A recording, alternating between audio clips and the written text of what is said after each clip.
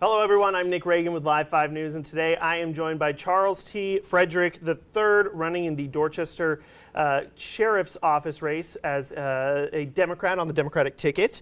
First and foremost, thank you, sir, for joining me. Appreciate your time. Thank you for having me. All right, so let's talk about the platform. What do people need to know about your platform, your candidacy? Well, first of all, I'd like to introduce myself. My name is Charles Thomas Frederick III. I've been in law enforcement 38 years. I worked in the South Carolina Highway Patrol for 25 years, and I worked at the Dorchester County Sheriff Department for 13 years. And I think that the citizens of Dorchester County are ready for a change in law enforcement. And with me working in the agency, I see where those changes are needed. One, traffic in Dorchester County is by far grown over the years by the new people moving in. And when I came to Dorchester County and brought in by L.C. Knight to head up the traffic division, Dorchester County never had a traffic division, and so basically I came in and innovated something new coming from the Highway Patrol, and that was to answer complaints and help the citizens in the communities, not so much writing tickets, but to slow people down in the communities where kids play and to help answer the majority of their complaints. So is traffic something that you would put at the top of your list for things that need to be addressed at the Sheriff's Office, or is there a more pressing concern that you would address? Well, it's up there in the top 5. Sure. I think officer retention is one.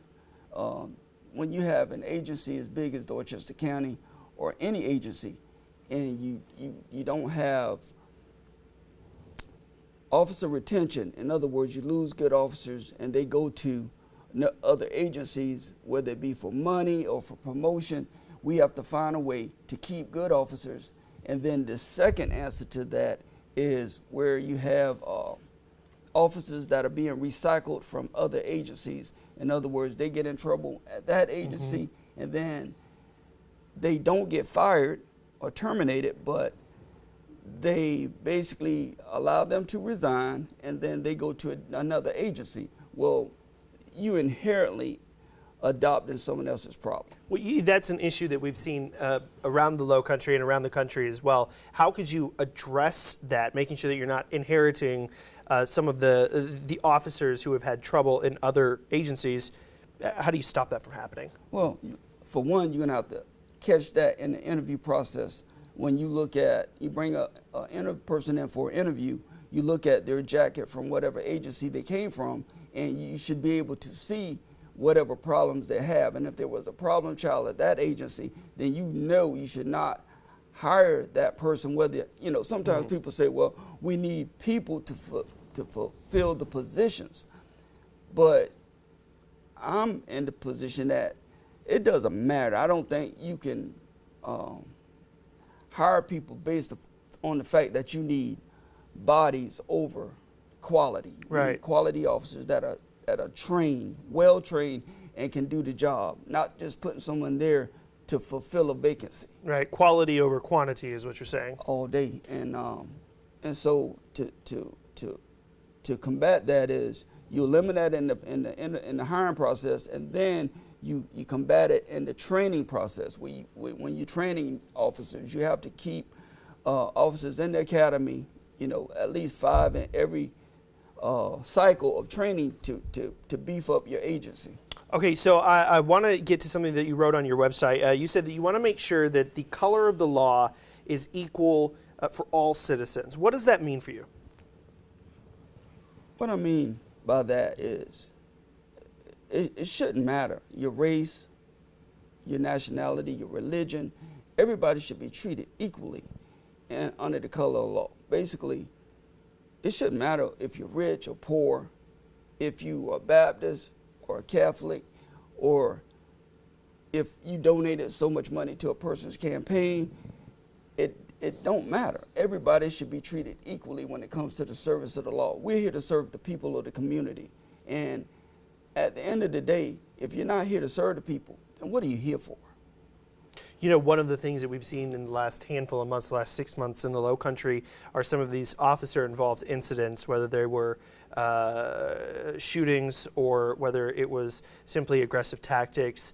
And from what it sounds like from your standpoint, at least with this quote, it sounds like there is a problem in law enforcement generally when it comes to police interactions, especially when it comes to black men. Is that something you see a problem in Dorchester County?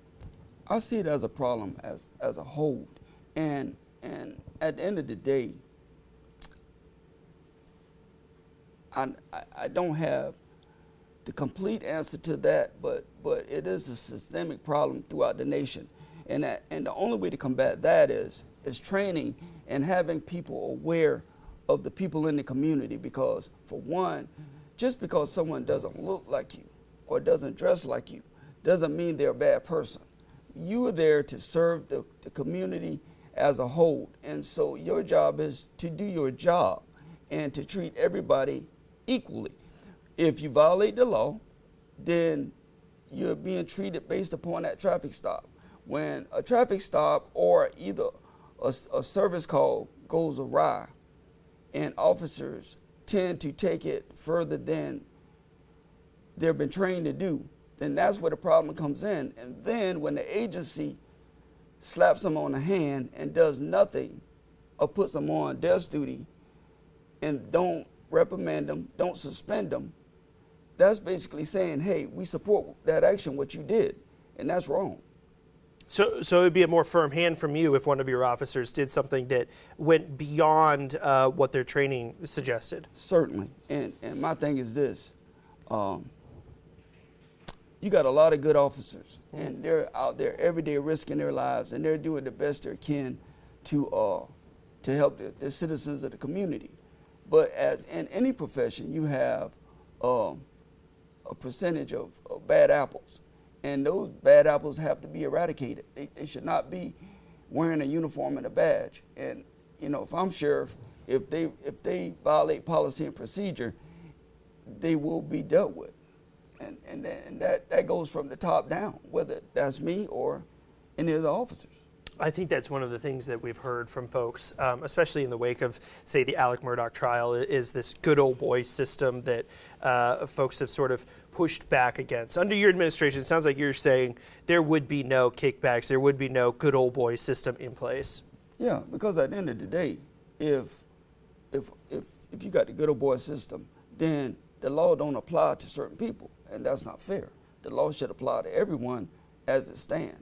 Doesn't matter if you're rich or poor. We're here to serve the people. Both in your website and in our conversation here, you've made a couple of references to what I would consider your faith. How does your faith influence your decision making? Well, that's simple and it's easy. I was raised in a Baptist church. My grandfather was a Baptist minister. I grew up in the church. I've been there my whole life. The thing is, you treat people the way you want to be treated. And when you're in law enforcement, and it's kind of like the old Andy Griffin TV show, you deal so much from the heart, not so much from the book. And if you can treat your citizens on a day-by-day purpose of taking care of them from your heart, you'll have a much better community as opposed to being heavy on just going strictly by the book. And if you can treat people with kindness and courtesy, you get a lot more. My grandfather always told me this, and I took it with me everywhere I went. He said, it's nice to be important, but it's more important to be nice. Wise words from a grandfather, for sure. Well, Charles T. Frederick, running in the Dorchester County Sheriff's race as a Democrat on that Democratic ticket in the primary coming up here in June. Thank you, sir, for joining me. I appreciate your time. Thank you. Appreciate you having me.